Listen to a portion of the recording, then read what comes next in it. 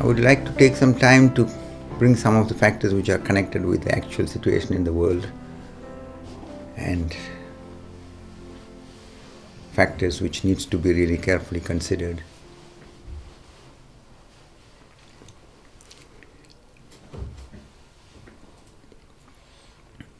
One is an anecdote from someone who is being connected and who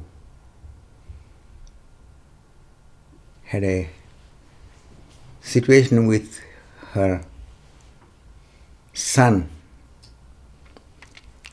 Her son is around 10 or 12 years old,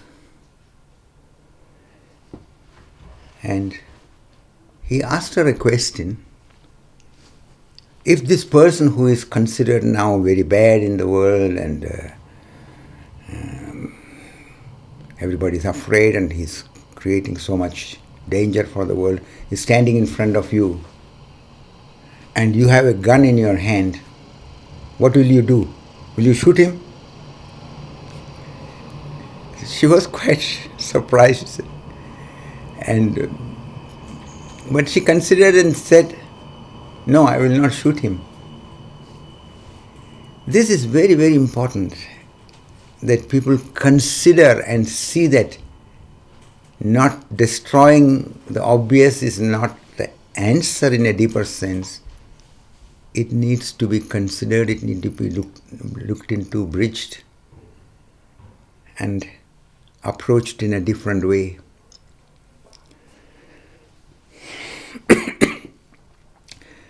This is a very fundamental thing which we need to understand. We are seeing symptoms of certain tendencies of human nature manifesting in different places, in different persons. The persons and the situations are what we see obviously, but what is behind it and what is connected with the wholeness of the reality is that there are factors which are working in each of us, and we are directly or indirectly contributing to the developments in the world. It looks like so far-fetched. How one can say, how can somebody who is going amok somewhere, what is my connection to that? It needs more careful consideration, it needs more deeper way of being with it. But as you deepen your awareness, you will start seeing, yes, there is. Because actually in the deeper perception you see that we are part of a undivided, non-dualistic reality. That means the differences, the duality, the different appearances, different manifestations with which we are focused on connecting like that is the visible reality, but behind the visible reality is the non-visible dimension of the reality which also need to be considered, which needs to be understood when we want to bring about really healthy developments in the world. And it's not only healthy developments in the world, because it starts with ourselves. When we are not having this insight, when we are not having this inner distance to look at our way of judging, to see clearly that we are not seeing what really is, we are only projecting through our conditioning. Without seeing these factors, when we believe that the way it appears to us is the reality, the truth, everybody thinks the same way. And everybody believes that they are right. And when you just look at the standpoint from every different person, you can say, yes, from your standpoint, this looks right to you, because this is the projection through your conditioning. But what is the reality when you objectively look at it, when you are not projecting through your conditioning, when you are not trapped in your judgments and prejudices, what is it that you will see or you will see? And that is what we need to bring into attention. We learn to project, we learn to look through our conditioning as a part of our growing up. But we need sooner or later to become aware that what we experience through that, what we see through that, the judgments, the labels, and the kind of values and standards which we hold to, they are all very subjective. They are all based on our past. And the knowledge what we use in the world, yes, it is good, it is relevant, but we need also to become aware that is not absolute. The knowledge has to be very carefully applied, because what is good in one situation cannot be good in another situation. The goodness as an orientation is valuable, but you have to also see what is good in each moment, in each situation is often very different. So this consideration through presence, through awareness becomes possible when you are not identifying with the projections and the judgments which comes automatically in you. So in order to not get trapped in it, you have to learn to observe it. You have to learn to observe the patterns of reaction which are working in you. When you are identified with it, when you go with it blindly, for or against something, it is still a state of entanglement in the periphery, in the peripheral way of looking, in the dualistic perception of the reality. But when you look more carefully,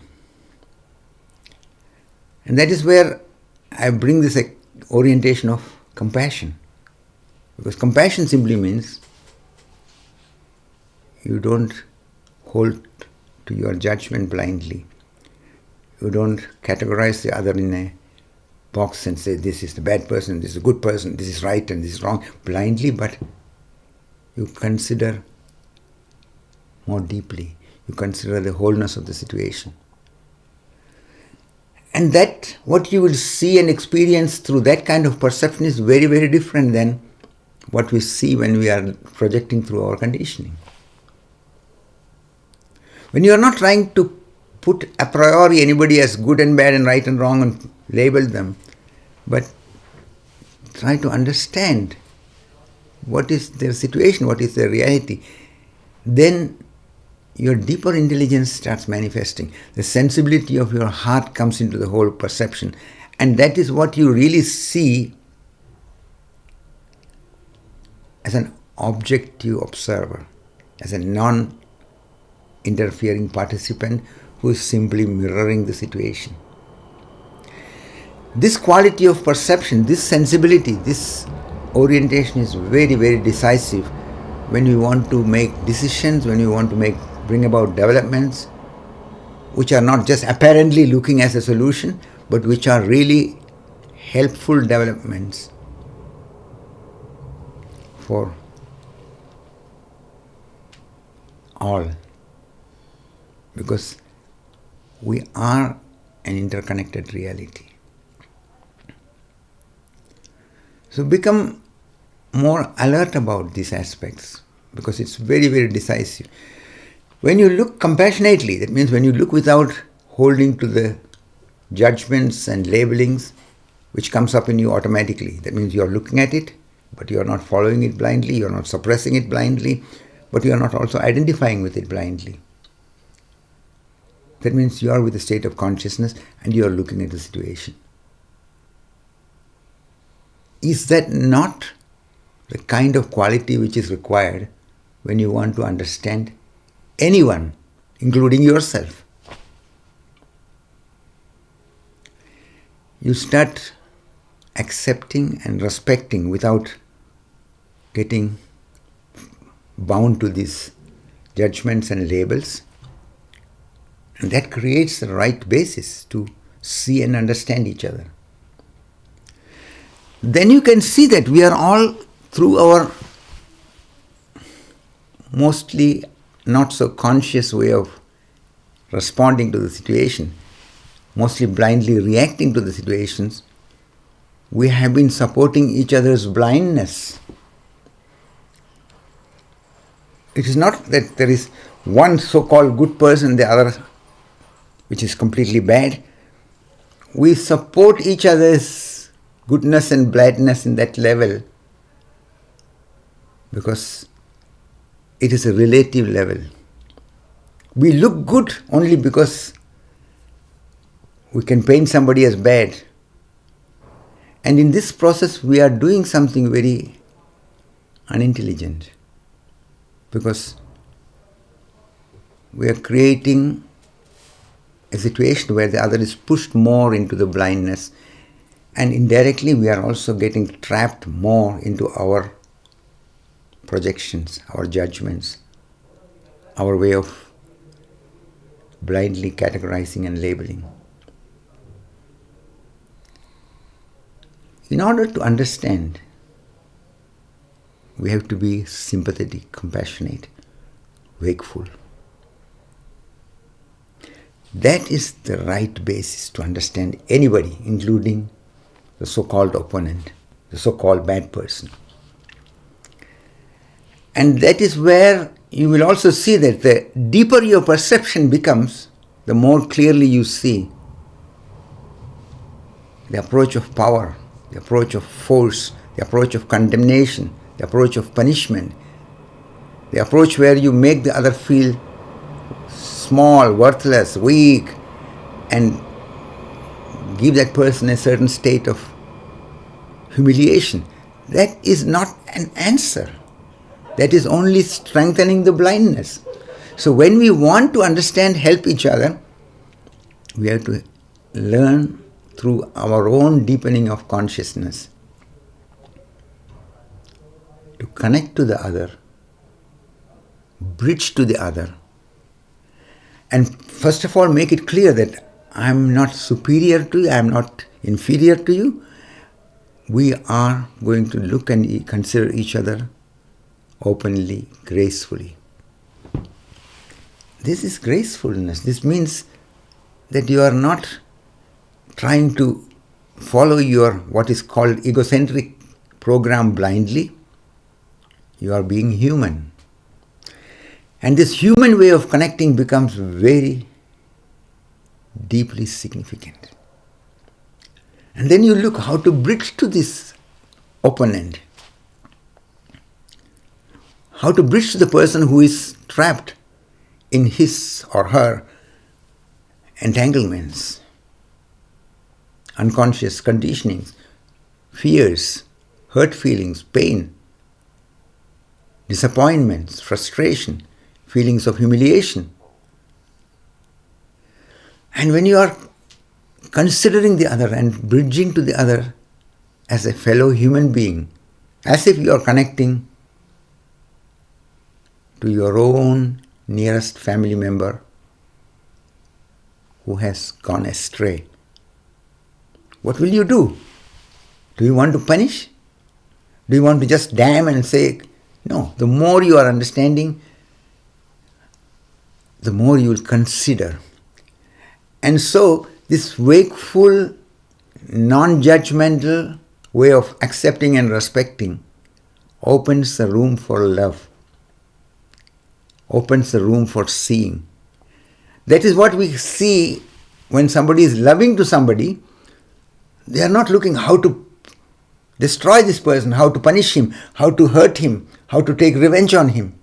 No, you look what way to bridge to this person's entangled state.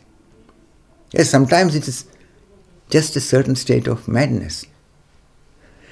And of course, it is necessary to recognize that and look how to prevent further destructive process from happening, but at the same time, not just in the punishment way, not in a way to destroy, not in a way to hurt, not in a way to condemn, but through bridges, through considerations, through communication, through gestures. And you have to remember that we can do that only when we are looking into ourselves. When I'm undercurrently going on judging somebody and say, oh, this horrible person, this nasty guy, this person should be immediately destroyed. And then I try to pretend, oh, okay, I try to create bridges. It will not work because you are trapped in your own unconscious judgments. So see the root of the problem. And when you are seeing that, that is preventing me from seeing the reality of the situation, reality of the persons, reality of the wholeness of the interconnected factors. Then you see that I need to take care first that I go not with my blind judgments, I don't identify with my labelings, I don't hold to this projection which is not seeing the reality, but a projection through my conditioning. And this is very important to bring this into awareness, because the whole knowledge which we have made is based individually and collectively on the basis of projections. We have to use it very carefully, but not be blindly caught in it. It's a very delicate process, and it starts really with oneself. Those of you who can understand it, those who recognize it, and those who are wanting to do something, those who are bridging to the persons who are in the trapped state, they all need to bring wakefully, honestly, courageously, a deeper way of considering. And then they will also see that, like in the past there have been mistakes made, which has made it that everybody is hardening their positions, getting more and more entangled. We are polarizing it more. We are getting too much trapped in this duality and the concretization of such process. So we have to see what were the things which were unsensible, what were the mistakes made. So when you are not trying to prove that I am right and you are wrong kind of thing, but consider the whole situation. Okay, these mistakes have been made from both sides. These conclusions have been made. These misunderstandings are there.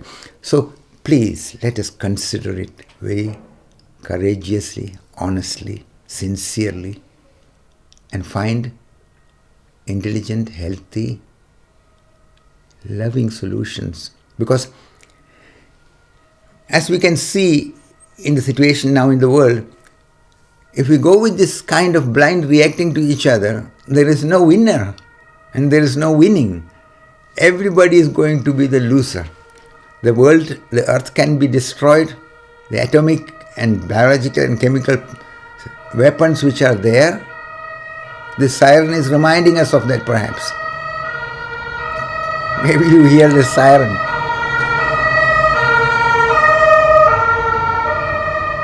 Yes, that is exactly the reminder. We need to be remembering that it is an urgent step which we have to take individually and with this kind of quality to connect to the others. So this is a very, very important basis. And then you are not trying to punish anybody, you are not trying to put the other in a corner and to make the person feel inferior and subdued and humiliated. No, you help elevate.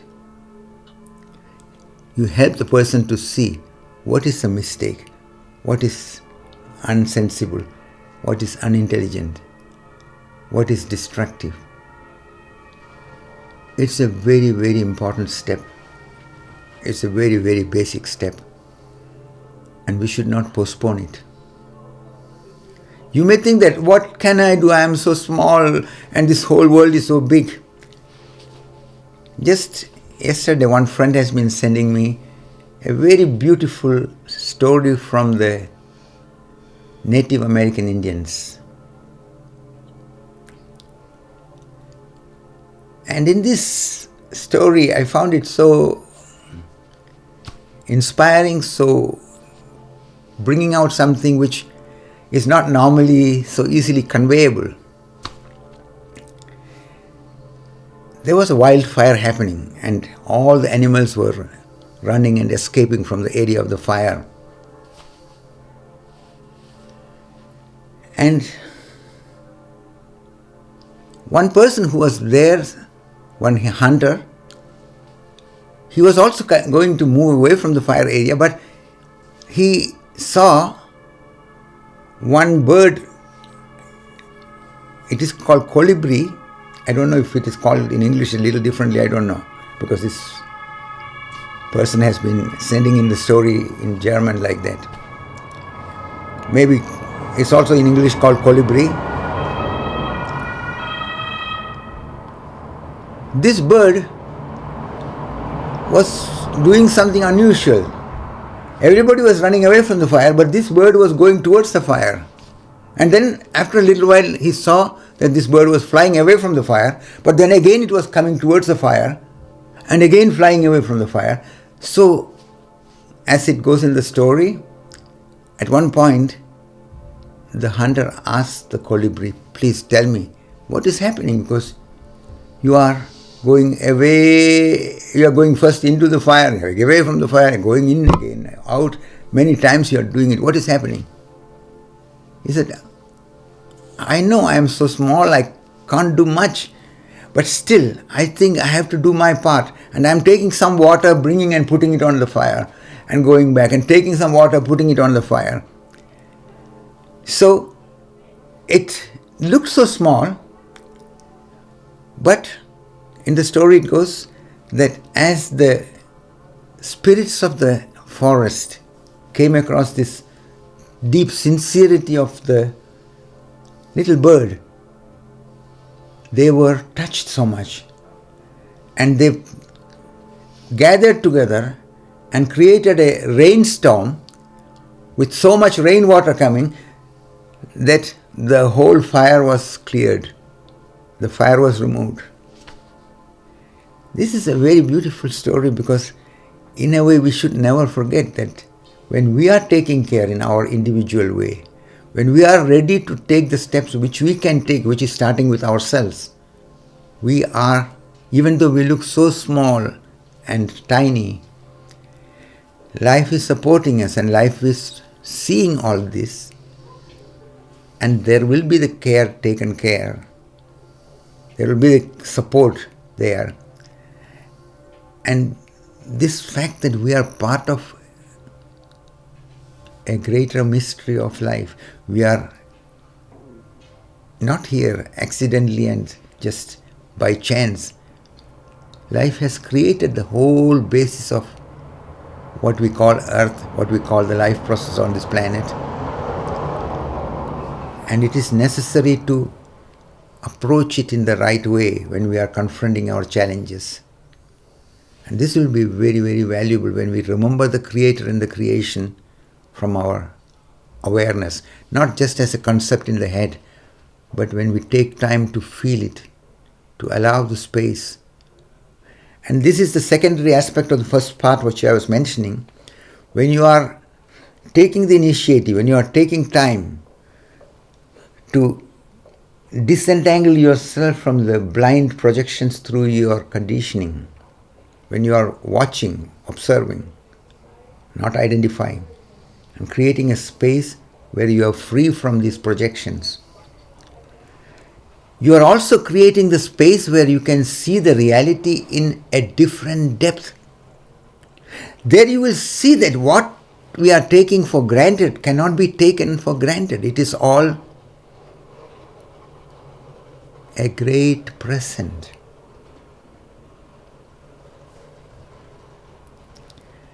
Just today I was speaking with someone on this dancing area, and she was saying that, I want to dance now because I know in this situation where the world is in such a turmoil, dancing may look very strange to somebody, that how can I be like that? But I want to celebrate now, I want to live now. If I go into my worrying and this thing, it doesn't help because I go down the drain. But when I'm dancing, then at least I'm not trapped in it, and maybe I can do something positive through that. And I said, exactly, that is the orientation which is important. And she said that I don't know if I will be there tomorrow. Anything can happen. So I don't want to miss this moment, what is given to me, this life, this chance what is given to me to be creative, be joyous in some way, and contribute in some kind of way which is possible for me. I said, this is very, very valuable that you see it like this, because this is the basis for our further development individually and globally. Because it is not by becoming serious and going into judgment and being in a kind of arrogant or heavy way that you can help yourself nor anybody. It's by being wakeful, present, gain enough space, enough distance to this automatic process in you where you judge and label and categorize. Without getting trapped in the judgments, learn to look, learn to face the reality from a state of pure wakefulness, pure consciousness, where you are not taking sides, where you are including the wholeness of the situation. And in this way, answer, live the moment wakefully in this sense, live the moment in joy, in gratitude, celebrating it, and yet doing what you can do in your way. There are so many possibilities. I see that different people are trying to contribute something, different people are sending materials to people who are in, and some are connecting to people whom they know in both the countries, in Russia and Ukraine. Some are speaking with people whom they know, who they have the feeling they are influential. All this is good. But remember one thing, if you carry a judgment and you are holding to this dualistic perception of the reality alone, that means good and bad, right and wrong, and if you carry in yourself anger, hatred, condemnation, pride, prejudice, without looking at it, without gaining distance to it, you are not able to really contribute in a deeper sense. But when you are taking care like this, you will see it is creating ripples. It is creating also in its own way the impact. Don't underestimate yourself, because you don't know how life is manifesting. We project and say, okay, it is like this, okay, that's one side. But what really is, we don't know. We have to be humble. We have to be wakeful. We have to be remembering this. And then orienting to good, orienting to a compassionate, a conscious, compassionate way of connecting. That is what I say sometimes as carefully considering. When you carefully consider, that means you are not putting all these usual judgments and settling in that. You are looking at the situation more deeply. This is important, this is valuable, because this is not an attempt to punish anybody, this is not an attempt to be destroying, it is not supporting hatred, it is not supporting pride and prejudice of the kind which you are bringing about, which makes the other feel bad, humiliated. No. It is, let me say it more correctly, more nearly, because in the words you can only indicate. The deeper we look, the deeper our clarity. From that clarity, what you are doing will be from the understanding of this interconnectedness of life. And that will spontaneously have the quality of compassion towards everybody, and nobody is excluded in that. And that is very, very important. When you are really clear in yourself, you cannot hate anybody. You see that there are people in different states of development of consciousness. There are people who are trapped in certain things. They are hurting themselves, they are hurting each other, their life is in turmoil. And this is not a happy state for anybody to be in. And when you understand, you will not do things to hurt them or to bring more pain, to bring more suffering. No, it's impossible. That is why I'm all the time reminding, take the initiative to understand yourself, to experience the nature of your reality and see who you really are. There is a dimension of your being, and then there's the dimension which is the peripheral, dualistic perception of the reality. We are used to the dualistic perception of the reality in the world. We are playing with that. That has its relevance. But in order to live this dualistic reality in an intelligent way, in a healthy way, we need to get more familiar with the deeper roots of ourselves and our reality. And from that basis, connecting on the dualistic level becomes more graceful, more playful, more compassionate, spontaneously. Not because somebody is telling you, look compassionately. No, when you see clearly, there will be the understanding of the innocence behind all the entanglements in people. So this orientation is very, very valuable, and I wanted to bring the attention to this aspect this evening.